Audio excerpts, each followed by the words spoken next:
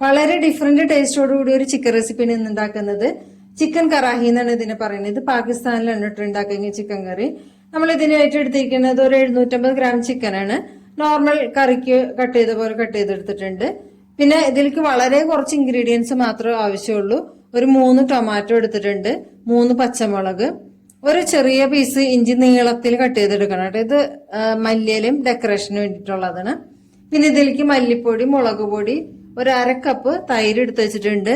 ബാക്കി കുറച്ച് പൊടികൾ ചേർക്കണം, അത് ഞാൻ ഇടുമ്പോ പറയാം കേട്ടോ. ഒരു പാൻ അടുപ്പത്ത് വെച്ചിട്ടുണ്ട്. ഇതിലേക്ക് നമുക്ക് ഒരു പീസ് ബട്ടർ ഇട്ട് കൊടുക്കാം.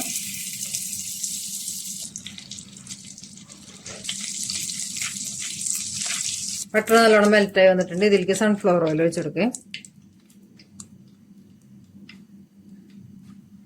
ഓയിൽ ചൂടായി വന്നിട്ടുണ്ട്. അപ്പൊ ഫ്ലെയിം ഒന്ന് കുറച്ച് വെക്കാം കേട്ടോ. ഇനി ഇതിൻ്റെ അകത്തേക്ക് നമ്മൾ എടുത്ത് വെച്ചിരിക്കുന്ന ചിക്കൻ ഇട്ട് കൊടുക്കാം.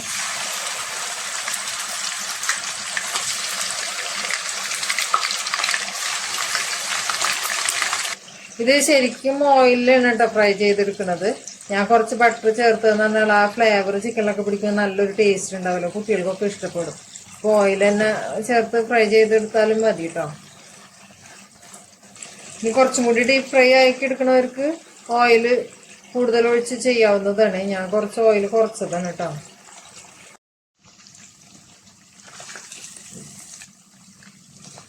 ചിക്കനെല്ലാം ഫ്രൈ ആയി ലൈറ്റ് ബ്രൗൺ കളറായി വന്നിട്ടുണ്ട്.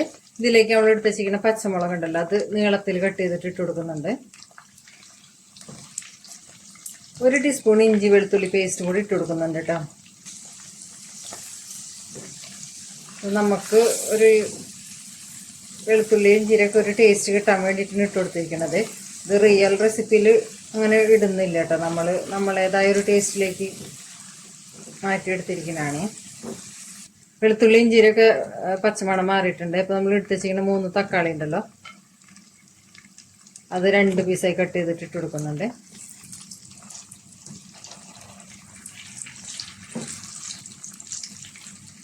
എണ്ണ അധികം കഴിക്കാൻ താല്പര്യമില്ലാത്തവർക്ക് കോരിയെടുക്കാവുന്നതാണ്.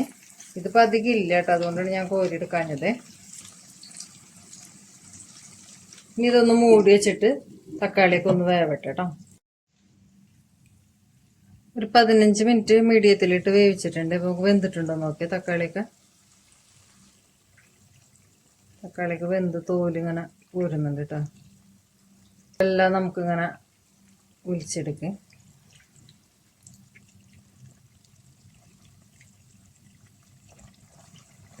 തക്കാളിക്ക് ഒന്ന് ഉടച്ചു കൊടുക്കാം കേട്ടോ.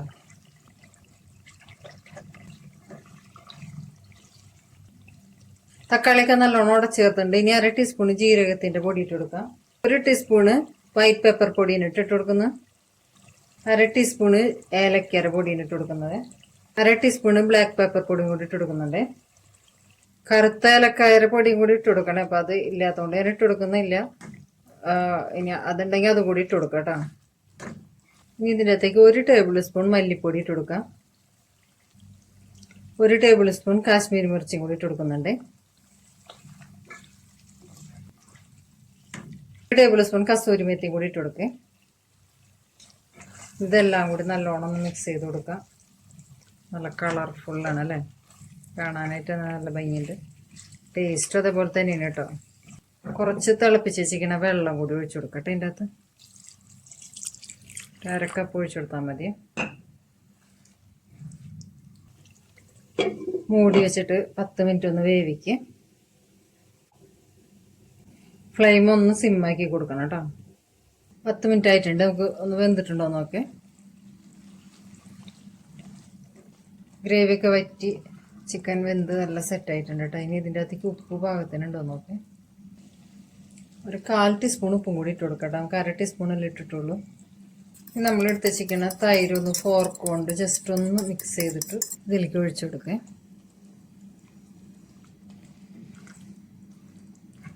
ജസ്റ്റ് ഒന്ന് തിളക്കട്ടെ കേട്ടോ. തൈര് ഒഴിച്ചിട്ട് തിളച്ച് വന്നിട്ടുണ്ട്. അപ്പോൾ ഇതിൻ്റെ മുകളിലൂടെ കുറച്ച് ഇഞ്ചി നീളത്തിൽ അരിഞ്ഞത് ഇട്ട് കൊടുക്കാം. കുറച്ച് മല്ലിയിലയും കൂടി ഇട്ട് കൊടുക്കാം. ഫ്ലെയിം ഓഫ് ചെയ്യാം. നല്ല അടിപൊളി ടേസ്റ്റുള്ള ചിക്കൻ കറാഹി റെഡി ആയിട്ടുണ്ട്. ഇതിൽ ഓയിൽ കുറച്ച് തെളിഞ്ഞങ്ങനെ വരും കേട്ടോ. അത് പിന്നെ ഓയിൽ കുറച്ച് കൂടുതലൊക്കെ ആണെങ്കിൽ നമ്മൾ ചിക്കൻ ഫ്രൈ ആയി വരുമ്പോൾ തന്നെ അതിൽ നിന്ന് തെക്കിയെടുത്താൽ മതി. അതിനുശേഷം പച്ചമുളകും ടൊമാറ്റോ ഒക്കെ ആഡ് ചെയ്ത് കൊടുത്താൽ മതി.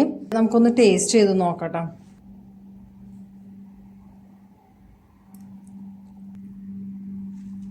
വേറൊരു ടേസ്റ്റ് തന്നെയാണ് കേട്ടത്. ഇത് നമ്മൾ സാധാരണ ഉണ്ടാക്കുന്ന ചിക്കൻ കറീനേക്കാളൊക്കെ ഡിഫറെൻ്റ് ആയ ഒരു ടേസ്റ്റുമാണ്. നമുക്ക് ഈസി ആയിട്ട് ഉണ്ടാക്കിയെടുക്കുകയും ചെയ്യട്ടെ. എല്ലാവരും ഒന്ന് ട്രൈ ചെയ്ത് നോക്കണേ.